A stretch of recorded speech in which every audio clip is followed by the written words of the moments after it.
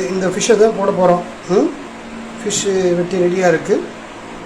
இது என்ன சாலை மீன் சொல்கிறாங்க, அடுத்து மொரால், அப்படி 2 வகையான மீன் இருக்குது. இது 2 ஸ்ட்ரக்சரு நல்லா க்ளீன் பண்ணி அப்டேட்டாக இருக்குது. மீன் எடுக்கும்போது நல்லா ஃப்ரெஷ்ஷாக இருந்தது. இந்த மீன் இப்போ குழம்பு கிரேவியாக செய்ய போகிறோம். பொதுவாகவே கிரேவியாக செய்து சாப்பிட்றது ஹெல்த்துக்கு ரொம்ப நல்லது அப்படின்னு டாக்டர் சொல்கிறாரு. பொரிச்ச மீன் சாப்பிடக்கூடாது. அது ஹார்ட்டுக்கு ரொம்ப ஆபத்து விளைவிக்கிறது.